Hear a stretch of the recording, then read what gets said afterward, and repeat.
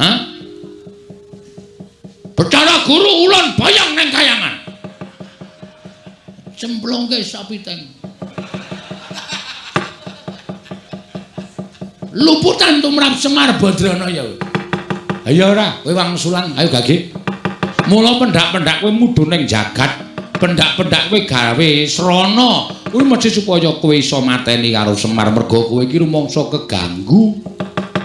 Lemu dadi dewa ora tentrem, lemu dadi dewa ora jenak, mergo aku ijek urip ana ing jana luka. Mula kowe pendak-pendak gawe perkara. Kowe pendak-pendak bibiti perkara karo Semar, sirmu lak ming kepengin jangka karo aku to. Kaya iki kowe bakal mboyong karo Bagong. Kowe ngerti nek Bagong ki ayang-ayangane Semar.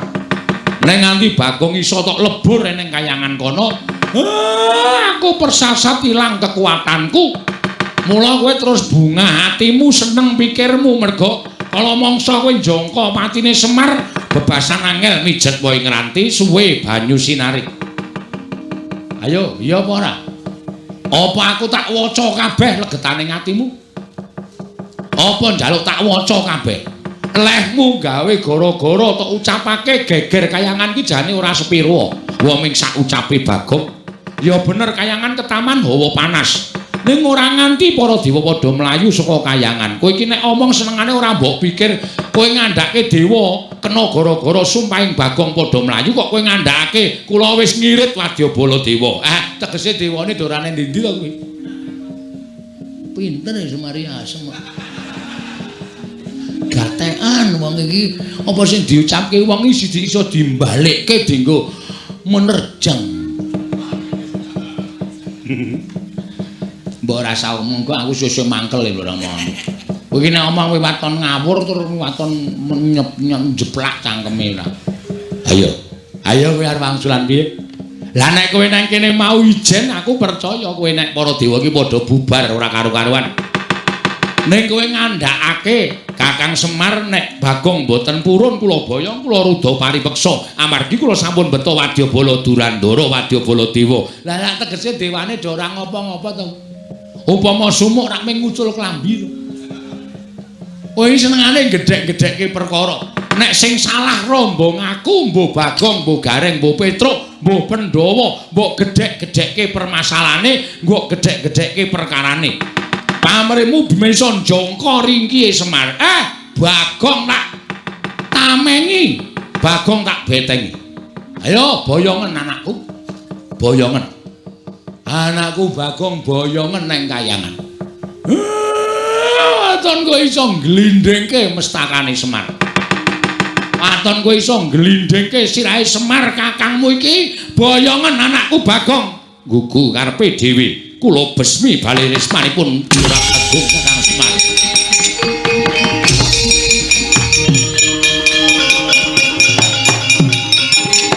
Matur nuwun, Pak.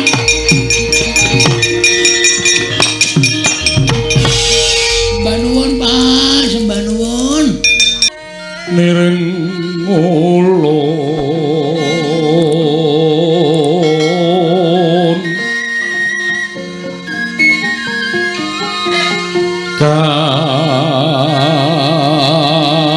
purba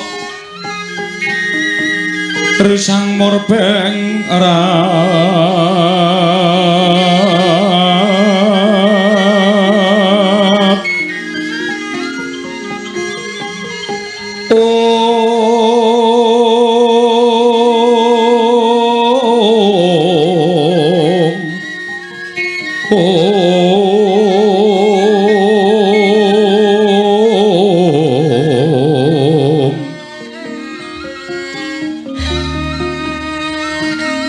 sahanane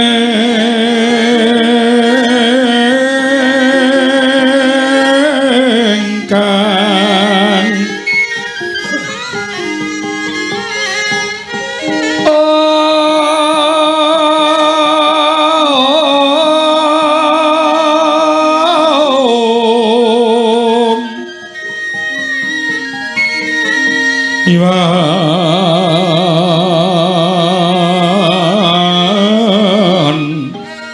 kanang sing tasih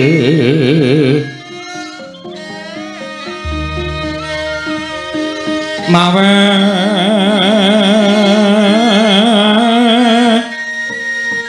buka sawegung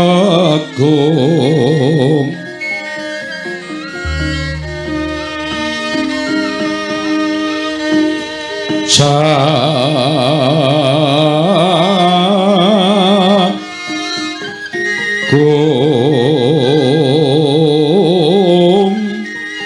mering delahan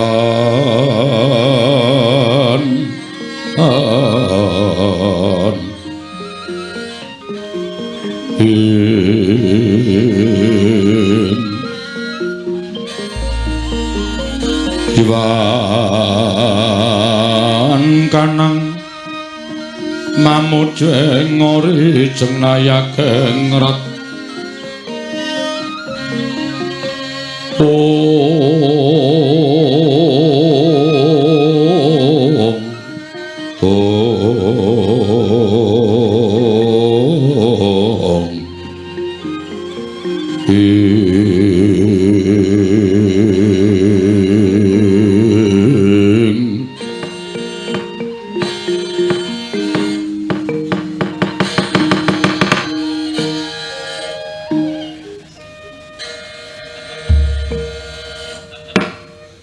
Niwang Sukmana mangadil luwe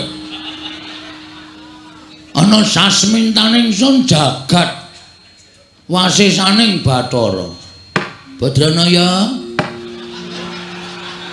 ya kurang ajar ta ayo bapak yo diceruk ora nganggo pak iki Bapak Semar sawetara lenggah ana ing pendopo Kabagongan padha harja saprantamu Semar wedhus karo wong tuwa ora ngajeni babar blas kosek ora perkara ora ngajeni sampean rawuh mrene iki sing dadi tuan rumahku carane kraton aku narendrane sampean ratu sing rawuh neng negaraku dadi isih dhuwur aku derajate Bapak Semar. Sakarepmu, nek ana walate sangganen dhewe. Upama kewalat wis wingi-wingi, Mas. Nyatane tekan semrene aku ora tau kewalat karo kowe, berarti kowe ora malati. Jane diantrano cah siji kae jan mbuh kaya. Kowe iki jane ngopo to? Lah kok dadi aku tok wenehi undangan dina Rebo bareng isak aku tok kon tekan ning omahmu ki tulisane tasakuran gendurenan lah besek endi ki wong nek gelem teko ming ana pangan ki ya kaya ngene iki nek teko jak omong-omongan ora tau gelem rembugan sing apik-apik ora tau gelem nek ana tulisane gendunen menyang nomor 1 jebul aku diapusi rawuhe bapak wilujeng Pak sak ngono kuwi tak wangsuli slamet lho ateng pundi slamet tegese ora ana alangan sewiji apa syukur pangestuku tampan ana ya Semar ya kowe iki ngaturke bekti orang mengestoni sekali-sekali ra masalah wonten Jawa ngaturke bekti karo maratuwa inggih napa pun rawuh lho lha iki apa nang ngarep dhewe iki begogok iki mula kacamata ribenmu iki uculana wis peteng isih nganggo kacamata riben Bapak Semar kula ingkang putra mantu ngaturaken bekti kula kunjuk Bapak Semar bojomu subur men wong tuwa tuas sing dimatke ming bojone ijolan iki badut lah iya tak tampa mengestune bapak tampan ana ya Kula pundi nggo cimat pariping dayana neng kasantosan Rama dipun sekecaken anggenipun lenggah. Kowe iki ra ndek apa-apa apa piye? Bapakne Maratua teka kok blas ora ana sing metu. Sumure asat. Ra iya. Kowe iki ra lengganan pam. Pam apa? Ora nyambayar dipedhot plempeme. Wis sekecake tanpa dahar, tanpa ngunjuk ana tetembungan wareg sing tanpa mangan, seger sing tanpa ngombe. Ha ta, Pak? Iya, iya. Nala gareng padha raja sapratamu. Kamas telek. Nala gareng padha raja sapratamu. Slamet, Gong, selamat. Nering sambikala tekaku. Pengestuku tampanana ya nala gareng. Ya tak tampa wis ndak gelo atine. Petruk, selamat, Truk. Pamujimu selamat, Le. Le sapa? Bagong aku nek nyeluk kowe ya Le to. Mo, Bagong. Iki nang kekuasaanku kowe. Ya. Wah, pendapamu apik. Ngece. Mbok kira berake nyumbang gendeng.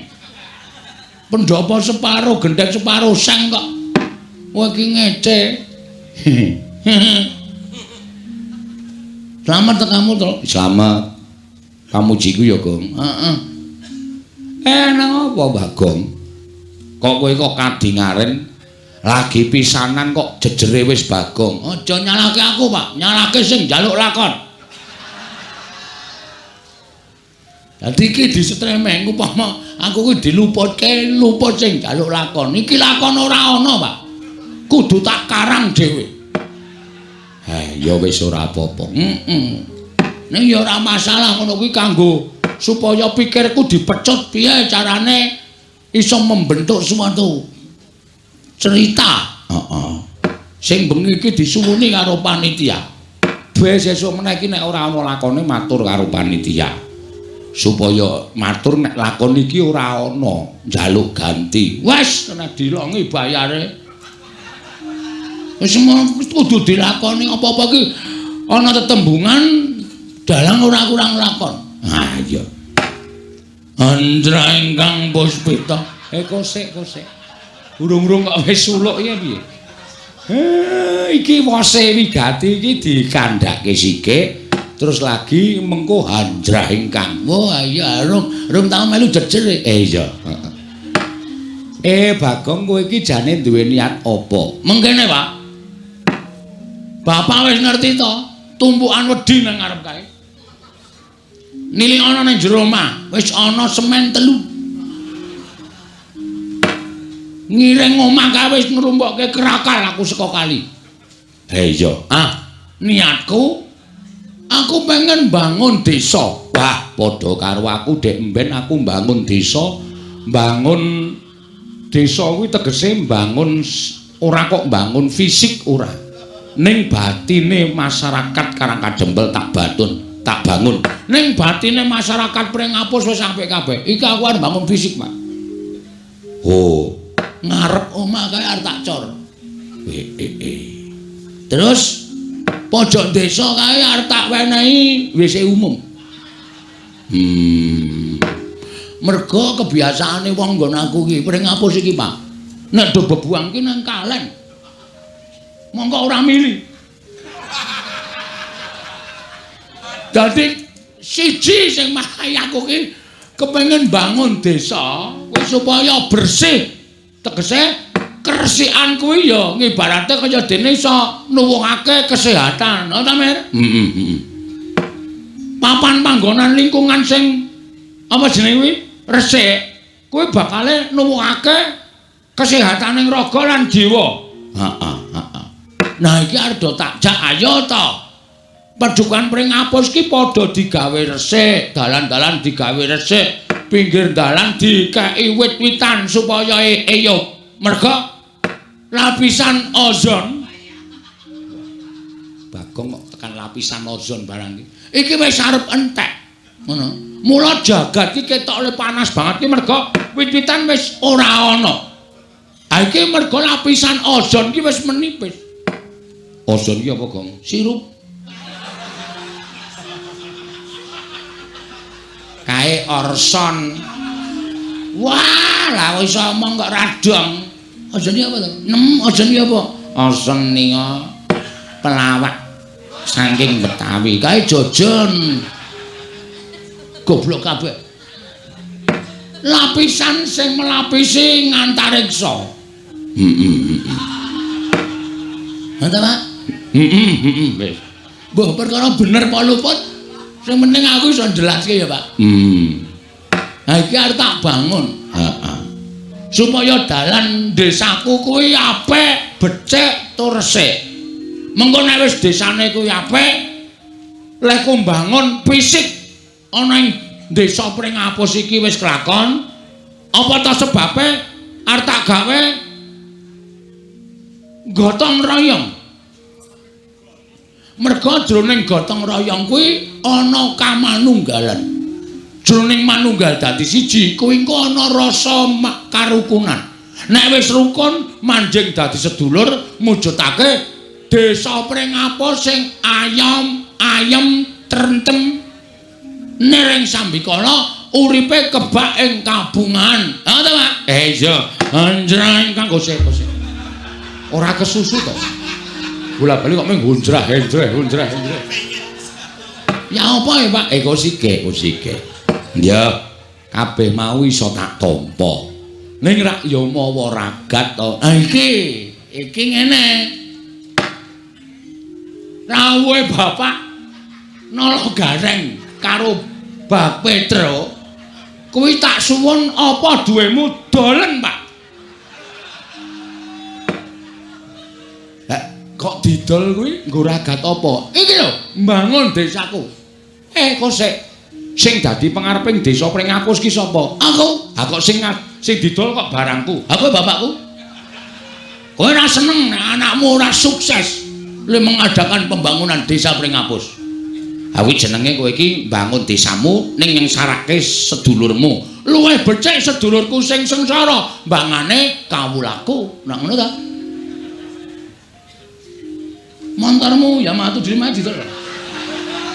Aja kanggo golek ramban ngalor ngidul e. Nggo makani wedhus e ora. Wedhuse idol sisan. Dadak arkoso golek ramban.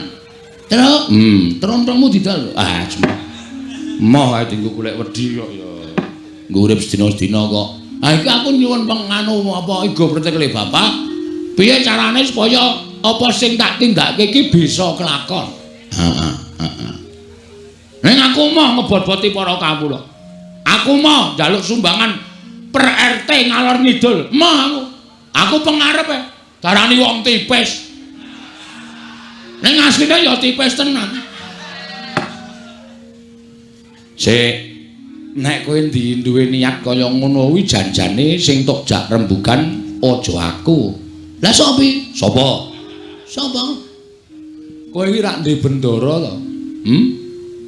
Ndara Pandhawa. Ndara Sinuwun Darawati. Sinuwun Mandura. Pirang-pirang bendaramu nek kowe matur kanthi apik-apik luwih-luwih kowe nganggo soposral. Apa, Pak? Soposral. Mari jegose nel.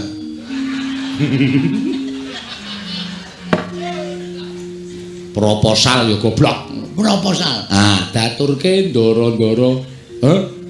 Mengko mesti entuk dana saka ndaramu Pandhawa. Aku isin, Pak. Aku wis terlalu membuat gawe ndara-ndara iki kabotan mergo duwe abdi aku. Aku mau aku. Lakon lan orane nggonku mbangun desa iki ya ming mergo saka aku, ora ya saka aku. Mergo wis tak jajaki, Pak. Terus? Bojoku pek tukunen terus. Nek carane ngenten menika kula wegah nek carane ngenten iki. Kula nek carane ngenten iki. Lara ati kula. Ora ditanyal-tanyal kene ngono iki lho. Sore-sore kok gawe hawa. terus piye? Aduh, mambeng atiku, Pak. Hendra ingkang Nah, iki puspitorum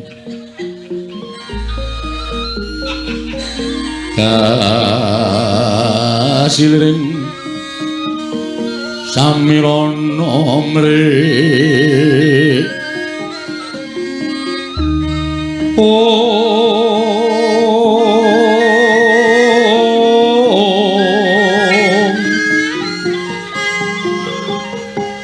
sekar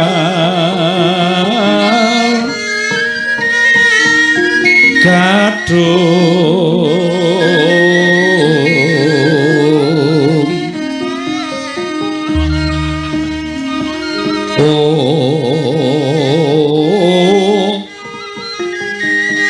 ngas kandanyo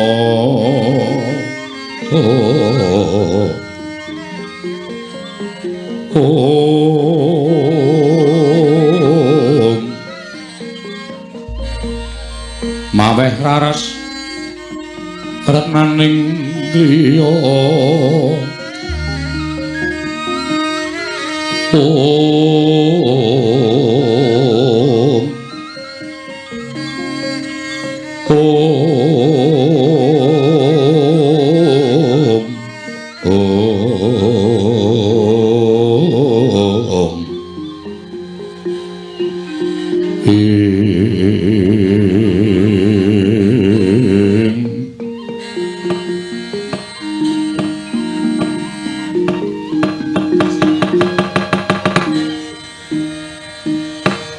susah aku, Pak.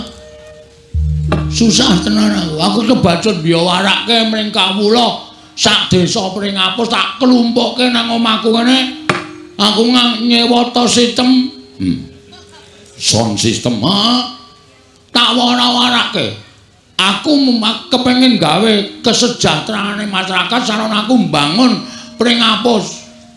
Ning barang aku lumpukke dulur-dulurku blas ora ana sing bantu. Bapak ya ora bantu terus piye? Aku kudu golek srana nendi wis, Pak. Bayangno. Monggo aku mesti isin. Tak wangeni sok minggu ki wis wiwit gotong royong. Ngecake semen 3 kae. Wis nek semen 3 ki ngecor ki arep tekan ngendi? Wong ngecor ki paling ora semene ki ya sedya 150 sak, ngono apa piye 200 sak. Ning go tuku gundulmu ya. Malah nesu to kono diomong kok malah nesu ora. Amen 3 ae. Oh, kuwi adol pit. Ya piye gong piye lalaku nek kon bantu ya ora iso wong nyatane kowe iki ya wong sekeng, aku ya wong ra duwe, bapak iki ya wong ra duwe. Apa kowe tegel? Bapak adol apa-apa supaya penjangkane anake kelakon. Tegel. Oh, ledan. Aku iki wong tegelan kok. Santai aku. Ning ya mesakno bapak. Wah, wis pusing aku to. Apa-apa wis kontal apa minggu ngajeng para sederek kita kerja bakti. Para sederek-sederek kula dusun Pringapus sampun ngantos ngedalaken menapa-menapa. Nyamikan kula piyambak. Wis tak gorengke balok itu. Oh iya. Balok wakayu rumahmu. Kalau tak gaweke teh tanpa gula ya sanane aning sing arep dienggo srana bangun apa coba? Heeh. Monggo mbutuhke werna-werna pojoke wis tak kocaki, wis tak apa jenenge? Pondasi sing wis umum kuwi. Oh. Mengkari ngedekke, mengkari golek wesi. Woe. Aku iki nyolong entuk loro e. Aku ngarep bangun desane kok nyolong kuwi lho. Wis apa-apa ta sing penting ora dienggo Robin Hood e. Oh. Nyolong nek dienggo kesejahteraan masyarakat. Iya. Lah terus arep kepiye? Piye men? Ra meneng wae ora mencap-mencep kowe. Aku dhewe mgagas kowe iki bingung. Sesuk meneh iki nek ora duwe apa-apa ya aja sok janji. Lah iki ning kene iki kowe tak kandhani menengo dhisik. Wong iki diukur karo kekuatane, ngono. Aja mengko ndak diarani cecak nguntal cagak cebol nggayu wulan kakean gluduk kurang udan. Kowe iki swaramu ngebak-baki desa ning ora tau ana nyatane. Nek caramu kaya ngono kuwi, engko nek kawula ora percaya karo kowe, masyarakat ora percaya karo lemu dadi pengarep piye? Mung janji-janji tok, ora ana nyatane ngendi sing arep ngecor dalan, endi sing arep gawe WC umum, endi sing arep gawe pos ronda tok ucapke kabeh. Ning kowe ora ngukur karo kekuatanmu. Ayo coba. Nek wis kaya ngene iki sing susah sapa? Arep aku ki beda desa karo kowe, aku wis manggon ning Karang Kadempel, ning nek ngerti gegayuhmu ngono kuwi atiku ki melu susah. Mikir mergo kowe iki anakku nek nganti apa sing dilakoni anakku ora kelakon, kowe wirang. Apa rumangsamu kowe ora mirang-mirangke Semar? Heeh. Bagong kae sapa to? Anake Semar. Memper wong bapakne wae ya kaya ngono. Ora mung mirang-mirangke bapak. Kakangmu loro iki tok wirang-wirangke kabeh. Kae dulure sapa? Dulure Gareng. Kae adine sapa? Adine Petruk. Oh, iki wis tuwa ning uteke kaya bayi. Heeh, ngresuk ngombe iki aku jane, Bang. Udus. Aja kaya bayi, aku ora iso dicape, Pak. Cerewet. Bathukmu monsrot yo. Kandhani kok mesti sembrono. Hah? Mumpung saiki durung nglakon, kawula pring-apus desamu kene kelumpukna. Kowe ngumumke nyang kawula, apa anane dikandhake nek Dana Prabeya urung mlumpuk. Mula nggone ngecor dalan diundur. Maju Pak kowe ngecor. Maksude wektune dundur piye? Njaluk wektu 3 sasi 4 sasi supaya iso klakon. Ning apa sing tok janjekke aja tok apusi. Tegese tetep kudu tok lakoni ning njaluk mundur. Mergo aku percaya penggalih kawula iki mesti ya bakal iso nampa nek kaya ngono kuwi. Ning nek kowe ora gelem mundur, tok tekati, kowe nyengsarake awakmu dhewe. Urung-urung mesti mung kowe adol apa-apa. Pekarangan tinggalane bapak iki mesti tok dol. Kuwi ora apik. Sing ngomong sapa? Ampun karangan aku ora tuku kok. Mengentuk tinggalan kok didol ora masalah. Wis payu Pak. Lah ra tenan to. Badut tenan kok. Iki mengkari tanda tangan. Wingi aku dikon tanda tangan ra iso. Oh. Anjuk, piye lho iso payu kok? Cap jempol. Cap jempol iki jempolku pas loro. Terus iki sesuk 3 dina kas iki payu. Mbok kuwi ditukokke. Aja. Tak nggo tuku lemah meneh. Nek ngono kuwi apik. Ngedol warisane bapak ning tukokke lemah sing luwih jembar tok tomboki. Sing ngomong sapa? Luwih ciyut. Pancen setan kan. Kuwi apike dikatake ngono kuwi blebeke nganti mati mbok wis. Wong cah kaya ngono bapak ya betah-betahe ngopeni. Mula diundur. Lho. Njaluk wektu karo kawulamu pirang dina, pirang sasi. Sak kuwate, sak mlumpuke dhuwitmu. Isin aku, Pak. Wis tak deki tendae. Ngendi? Dalan ngarep kae. Eneng tenda cilik mau kae. Kae nggo mlumpuk masyarakat. Terus engko karo nggo nyampur semen. Heeh. Le nyampur ya gotong royong suwen nggon aku biyen tak sewake apa molen. Wih iya. Iki membengkak meneh malahan. Nyewa molen. Ayo kuwi. Tukokke wae cah cukup kok. Wah. Sing isine nanas apa gedang. Ayo molen panganan karo molen semen. Goblok banget cah ora. Sing isine nanas ki nggo giling apa? Giling mripatmu iki apa piye? Gareng aja emosi. Mangkel aku suwe-suwe. Ngene wae, Pak. Bagong ki anake bapak. Iya. Bagong ki anake Semar. Mula Bagong nek ngucap ya tanpa beda kaya dene Semar. Aja ngucap sing aneh-aneh lho. Aja ngucap sing aneh-aneh.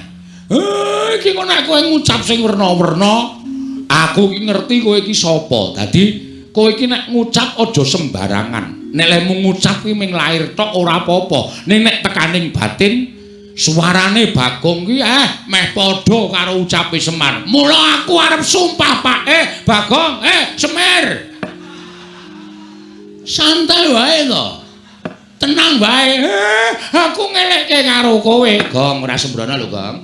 Bapak ki wis ngendika, tur aku iki ngerti sapa jatine kowe, bapak wis crita karo aku. Nek jane kowe iki anake bapak sing tuwa dhewe. Ning karo bapak digawe ragil. Oh bapak tak takoni Pak Bagong enek kurang ajar kok ora tau kualat ngopo. Bapak wis crita karo aku mergo kowe iki dudu anake bapak ning kowe iki ayang-ayangane Semar.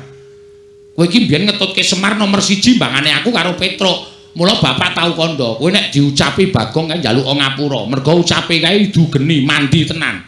Gong ora macem-macem lho. Ora macem-macem lho Gong, aja ngucap sing perna-perna.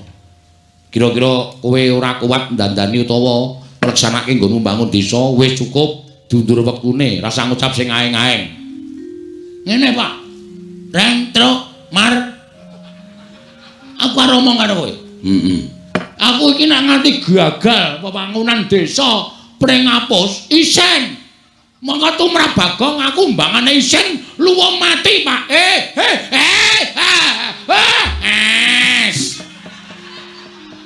Ngendika sing apik. Kowe mundur nem. Tutuk ketel ndasmu lho. Tenan aku trimo mati tenan, Pak. Yakin aku ora goroh, aku ora macem-macem. Nek nganti aku ora kelakon nggone mbangun desaku iki, ora ujar ora kaul. Najan ndro ngerti dalane, aku munggah ning kayangan, aku gugat karo dewa-dewa. Bagong kok mengguwe gegayuhan kok ora kelakon ki. Dewane sing ora adil mar. Sidhem jroning pasewakan wadya gong tanpa sabawa.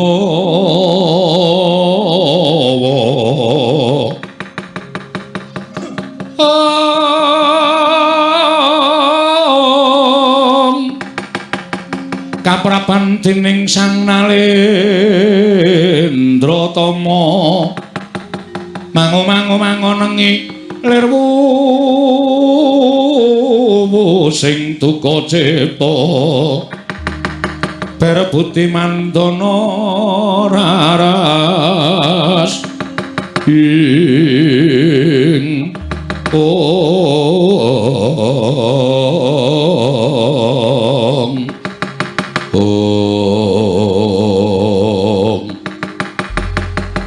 nalika semanten wis kawiyos ucaping Lurah Bagong ingkang dipun kuwatiraken dening Lurah Semar Badranaya.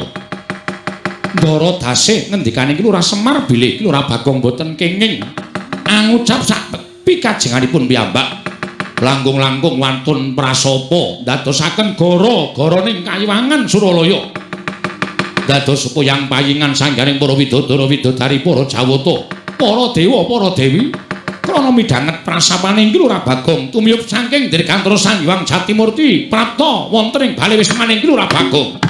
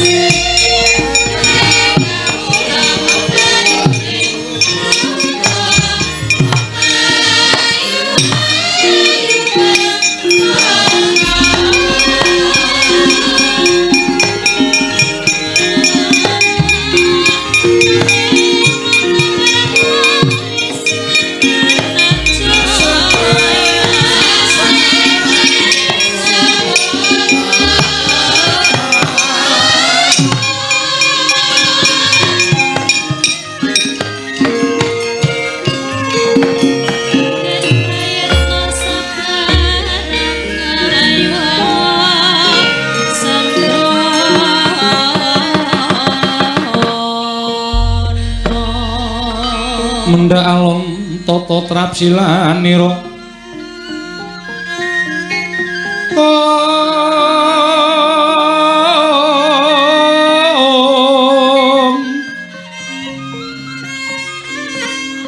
ngacomaken astanira kalih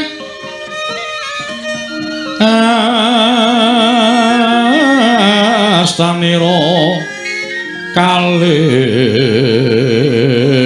pisan yen ngandika magawe obranta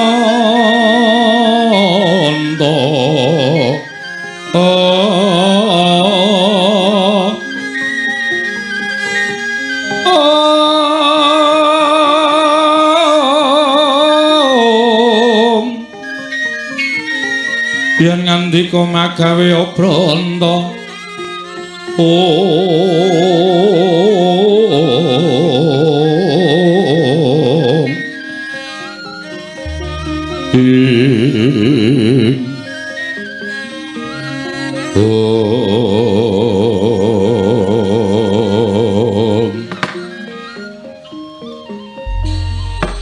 mongki nek dikandhani ora nggugu ya wis kaya ngono kuwi.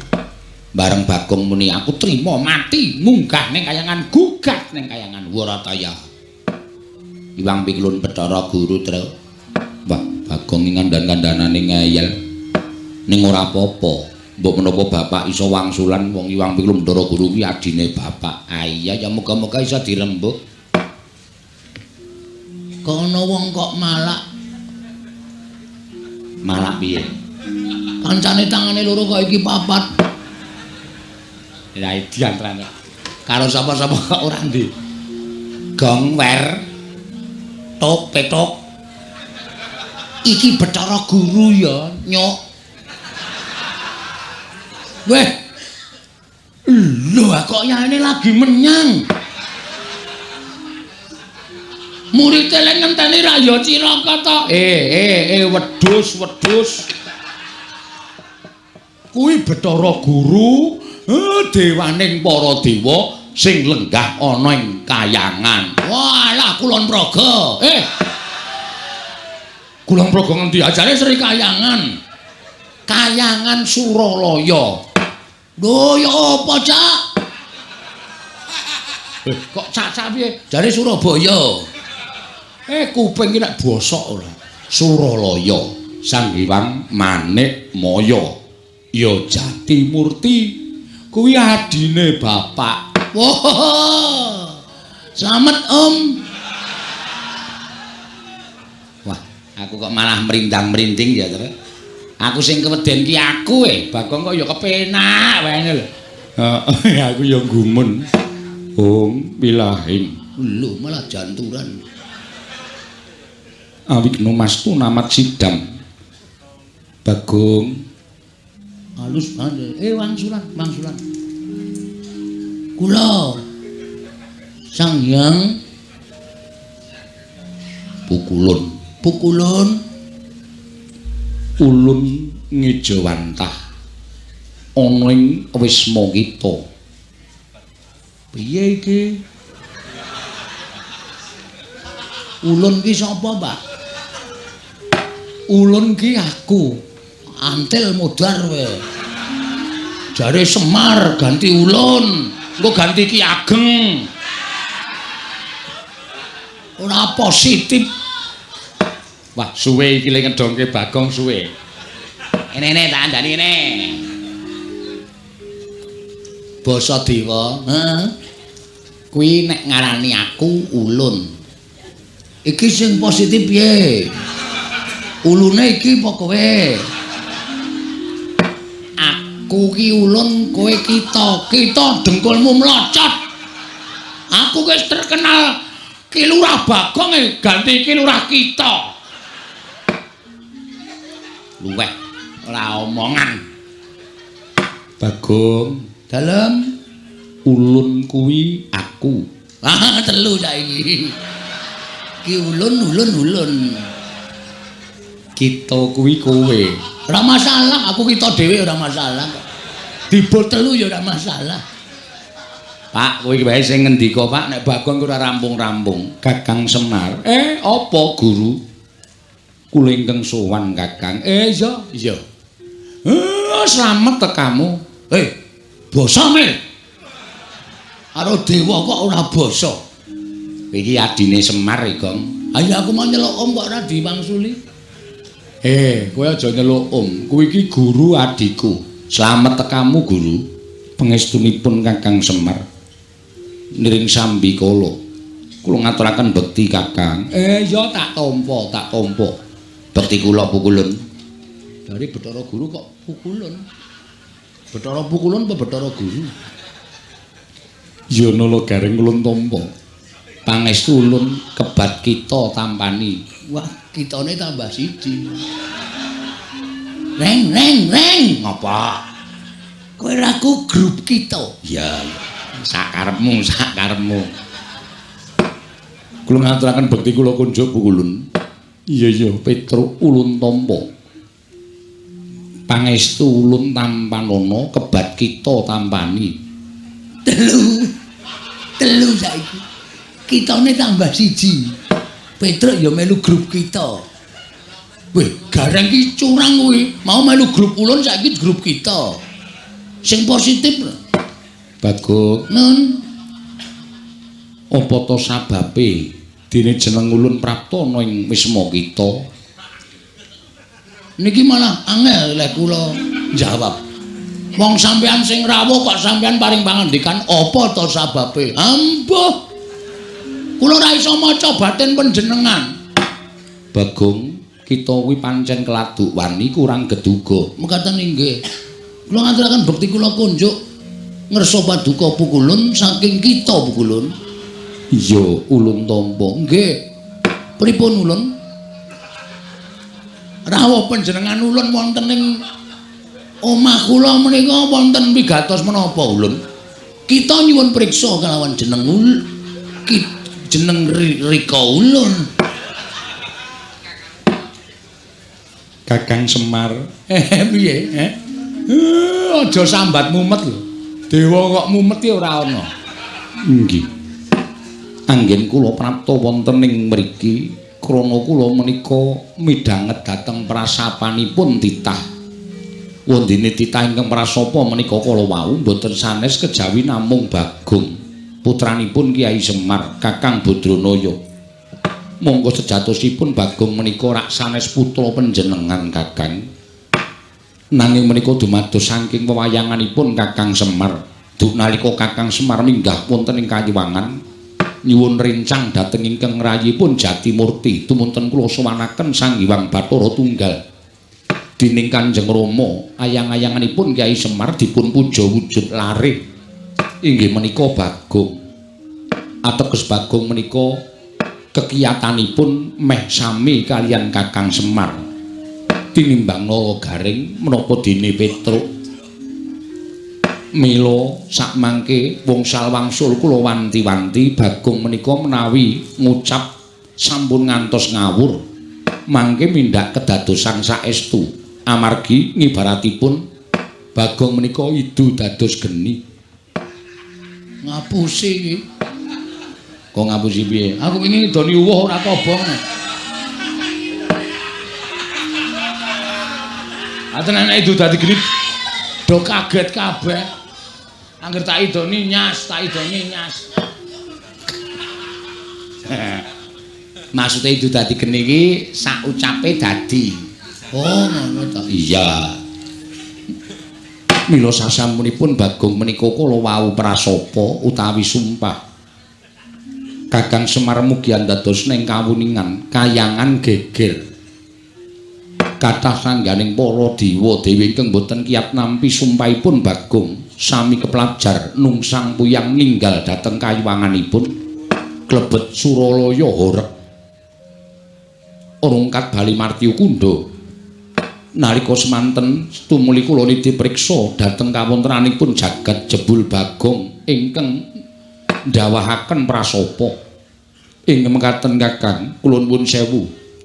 Boten ateges kula wantun dhateng Kakang Badranaya, namung Kakang kedahipun nglenggana dhateng kalepatanipun Bagong. Mila dinten sak mangke kula piyambak mboten utusan dhateng sinten-sinten namung ingkang rayipun Jatimurti piyambak ingkang badhe amethuk dhateng pun Panakawan Bagong sak mangke kedah nampi pidana saking kadiwatan krana sampun wantun damel geger kayiwangan satemah rengat bali margi Kunda Manik Kakang Semar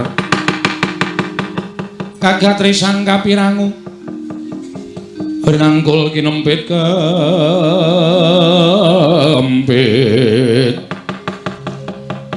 dosang reknaning bawana ing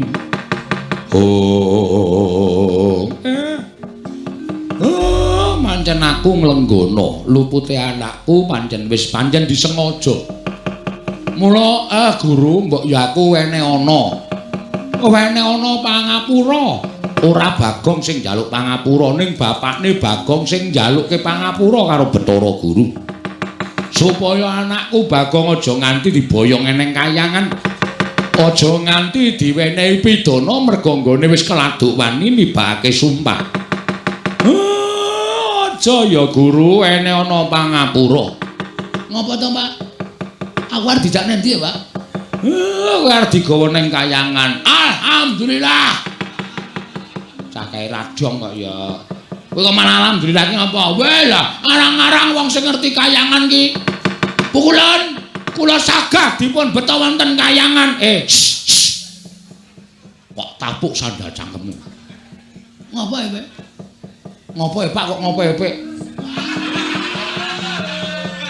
terucat ngapa ya Pak kowe diboyong Bathara Guru ning kayangan kuwi arep diwenehi pidana merga kowe wis tau tatesuki lagi wae sumpah nek kowe arep gugat ning kayangan nek ora entuk Prabeya nggone bakal bangun aku ra elek-elek karo kowe to lho edan sumpahku tekan kayangan Pak nyatane dewaning dewa mudhun ning kene kok aku wis ngandani karo kowe ucapmu iki padha karo ucape Semar mula nek ngucap ngati-ati kowe diunggahke ning kayangan ki arep dipidana arep cemplungke ana ing kawah Candra Dimuka asik aku lho ngadus dasare Pak wah jan bocah iki Candra Dimuka ki apa le Candra Dimuka ya apa Candra Dimuka ki neraka waduh ngapa salahku kowe sumpah kuwi mau ame sumpah kok mesa sumpahe Bagong kok gawe geger kayangan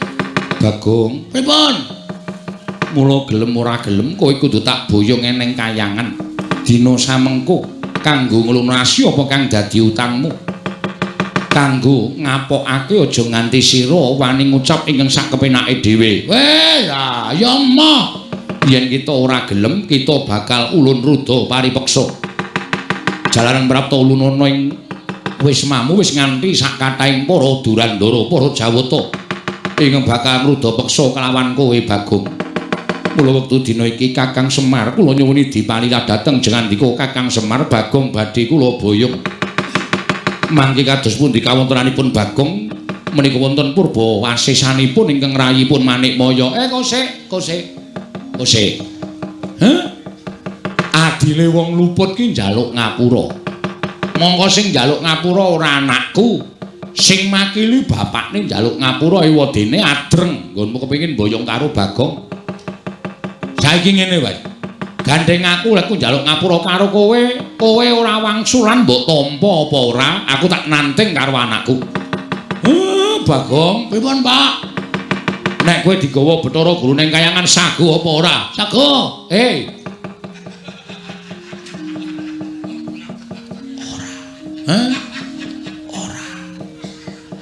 ora engko nek kowe diboyong ning kayangan sago apa ora ora Pak bagus nek kowe ora sago tegese Bathara Guru arep meksa karo kowe nek kowe arep dipeksa karo Bathara Guru kira-kira kowe piye ngibarate kaya dene cacing kepidak menungso kecekel tukang mancing dinggo umpan ora tekan gone kanggo ngawat ngomong wae cacing kepidak menungso ki ngolet butuh bales Pak aku ki menungso kedunungan perasaan aku ra ndek niat gawe geger kayangan. Niatku men supaya apa penjangkaku iso kasembadan mula nek nganti aku arep digone kayangan aku ora sudi, Pak. Aku mau nek aku dinikah Bathara Guru.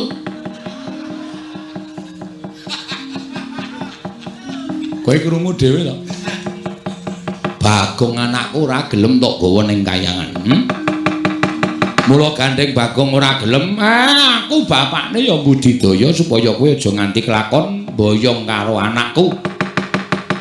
Menawi ngaten kula nyuwun pangapunten menawi kula kedah wantun kalian Kakang Semar. Kowe iki wani karo aku iki jane wis ket biyen. Ming mergo mbok kowe nggunakake tata krama basa sing alus, ning jane Semar iso maca legetaning atimu aku wis iso maca. Kowe wiwit aku ijik mapan ning kayangan iki jane kowe sengit karo aku, mula aku tak setrakake kanthi cara tok wadul karo bapak Sang Hyang Bathara Tunggal. Aku mbok arani kepengin dadi dewaning para dewa, terus aku mbok fitnah. Kowe matur karo Sang Hyang Tunggal nek Semar karo utawa Esmaya karo Tejamaya do gelut padha rebutan kepengin dadi dewaning para dewa. Tumuli aku dihukum dening Sang Hyang Tunggal. Kon mangan pagering gunung jagat sisih wetan lan kon mangan pagering gunung jagat sisih kulon. Nganti bubrah ragaku kaya ngene tumuli aku mudhun ning kayangan. Terus panjang kamu kelakon dadi ratu ning para dewa. Janjane kowe iki ragil ora duwe hak tumraping kayangan. Ning merga saka apa kagawemu nganti aku disingkirke saka kayangan. Ora merga kowe nduweni rasa gething keburu sengit karo Semar to, ha? Nek mboten wonten Bapak dados napa kula? Matur nuwun nggih, Pak. Rai. Sanae ra wangsulan. Aku wis ben nek ora tak ngenekke ndak ora jarak perkara. Wong sing jarak perkara Bathara Guru iki perkarane titah kok senengane medhun melu-melu. Malah niki anu, Pak. Bebasan napa jenenge? Apa terus jenenge terus? Apa? Lho, apa jenenge? Peribahasa lho. Peribahasa apa to? Sambil menyelam minum susu. Nah, minum air. Sambil menyelam minum air. Tegese ngene, Pak. Bathara Guru nek iso kalah jaluki Prabaya nggo mbangun desa. Ada, Pak? Setuju ta, Pak? Kowe iki pikiranmu kok mung arep ngerampok wae. Lho, ayo dilairke iki dadekke copet. Dadekke copet dong. Wis kok gampang nek Bathara Guru engko kalah karo aku, tak jaluki Prabayane aja kuwatir. Asik. Lakon minggu ngarep aku gotong royong. Ngecor dalan. Ngarep omahku tak gawe kandele 20 cm. Dalan liyane tak gawe 5 cm.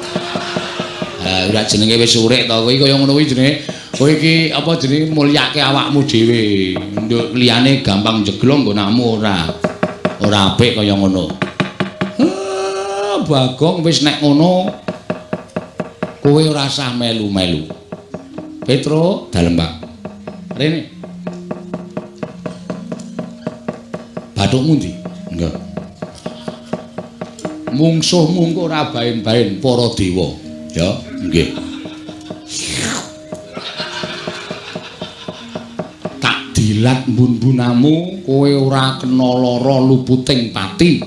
Kowe ditamani gaman apa-apa ora temomo. Kowe mungsuh dewa menang bengi iki. Estu, Pak. Domongi kok. Matur nuwun. Adimu belani. Nggih, ngestakaken dawuh. Bun-bunan kula, Pak.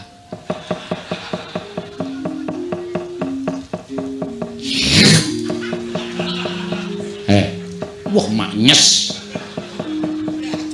Edian. Kula ditumbak ya ora temomo, ora. Disuduk keris ya ora temomo, ora. Di circle ya ora temomo, ora. Gleleng engko aku arep ngajar dewa-dewa terus. Ya. Halo, Pak. Kowe arep melu perang kok? Melu. Iduku wis entek. Wih, senengane kok. Liyane wis waton teles. ora kepoyo. Gamu mer. Ena.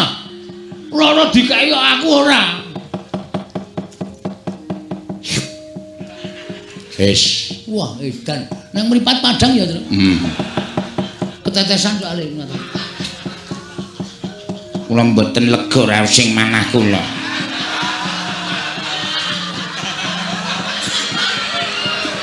Menawi mboten belani iki Lurah Bagong. Bapak Marasepo kula nyuwun dipun dilat. Supados kula digdaya. Bagong piye iki? Ra apa-apa, Pak. Yakin? Iki anakmu apa? Iki anakmu padha karo kulit dagingmu. Kowe engko ndak duwe panyokro bawa sing ora-ora karo aku. Iki sing njaluk bojomu lho. Ora masalah, men bojoku gleleng. Engko mbok menawa melu perang ya nem. Nggih. Monggo iki Lurah Semar kula aturi ndilat dhateng kula. Bagong piye, Bagong? Waduh piye ya? Nun Bathuk.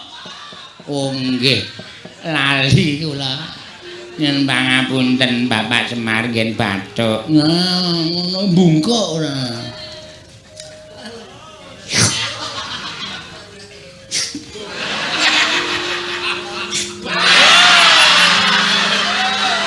Ngene wae Mer. Ya saiki dijajal kadek dayane. Bapak ro anak menang sapa? Aku wis rong sasi ora lho, Men. Kowe kok ku mau wani ora. Kegudung kamu, Men. penyanyi kula niku kaliyan bapak menika sampun kados anak dhewe. Ampun de panyongkra buwon sing mboten niki ming demi keamanan supaya mengken wonten dewa sing mlebu wonten ing Bale Wisma panjenengan menika kula ingkang ngadepi.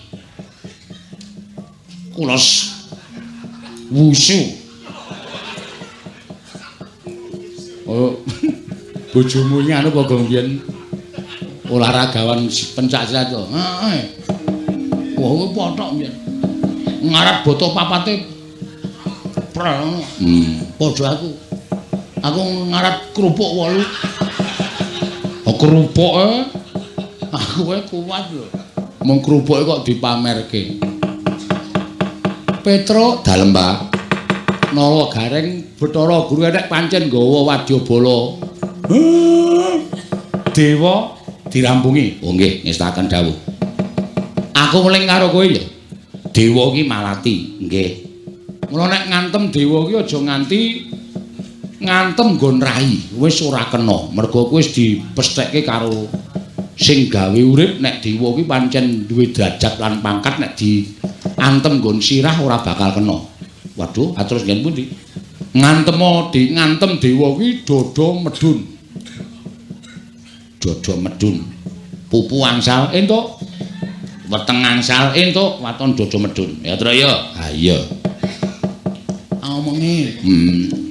Nek diantem nggon weteng ra apa-apa, nggon pupu ra apa-apa, diplotot wae. Kuwi mari 3 dina ora laran-laran. Nganti sone matuk ngono lho. Bagong. Awe pusaka e. Ha iya. Kelemane nang kono kuwi. Nawa Gareng karo Petro kowe mangkat to dhisik. Ndika ngestaken dawuh, Pak. Nggih, Pak, ngestaken dawuh.